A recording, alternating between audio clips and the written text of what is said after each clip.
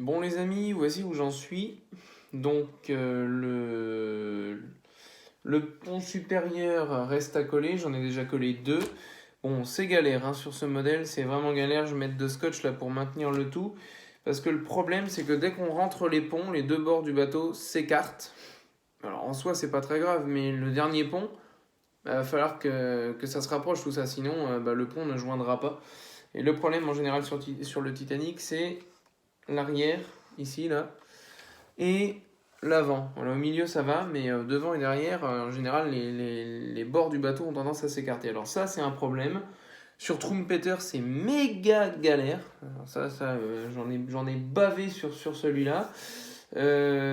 Minicraft, c'est le plus facile, à la limite, c'est celui qui est le mieux conçu à ce niveau-là. Voilà, donc toutes les pièces ont été peintes au préalable à l'intérieur hein, en noir. Donc je vous montre par exemple le pont supérieur, voilà, avec ma photo découpe en bois. Et derrière, voilà, tout noir, bien lisse, bien propre, comme ça, avec les LED qui viendront donc en dessous, on n'aura pas de risque de voir au travers. Ça, faut vraiment y penser. Attention aussi, c'est un truc qu'on ne dit pas assez souvent, mais en ce qui concerne les peintures et les cols, il y en a, ça fait pas bon mariage. Hein. Revel Tamiya à éviter. Soit vous mettez du Tamiya et ensuite vous pouvez mettre du Revel dessus.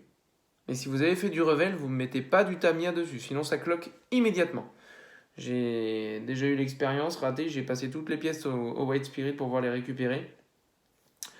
Voilà, donc attention à éviter ce genre de mélange. En général, on peut faire du Tamiya, il n'y a aucun souci, et derrière remettre du Revel, mais vraiment pas dans l'autre sens. Bon, moi j'ai vraiment une préférence pour Revel, parce que les peintures Tamiya,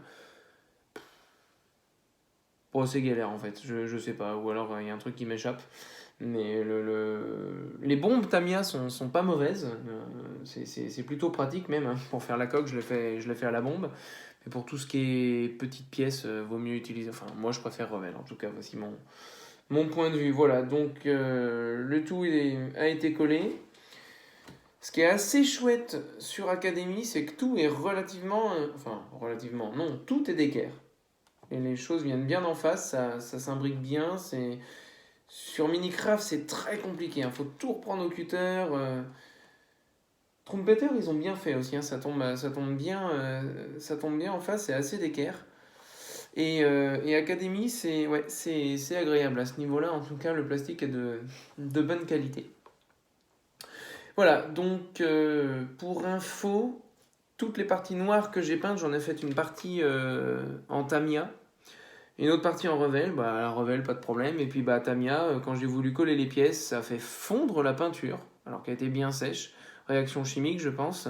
Du coup, c'est un peu bavé sur le pont. J'ai réussi à récupérer le coup. Mais du coup, j'ai tout repeint en Revel par-dessus. Donc heureusement, dans ce sens-là, c'est possible. Pour éviter que ça ne fonde, quoi. Parce que c'est des trucs qu'on nous dit pas, c'est marqué nulle part. Et puis voilà, donc évitez, si vous avez des pièces à coller, évitez Tamiya à des endroits où il y aura besoin de mettre de la colle, quoi. Voilà. En tout cas, la colle dont je parle, moi, c'est la colle Revel. C'est peut-être pour ça aussi. Hein. Voilà, Revel et Tamiya, ça fait pas bon ménage. C'est ce que je disais.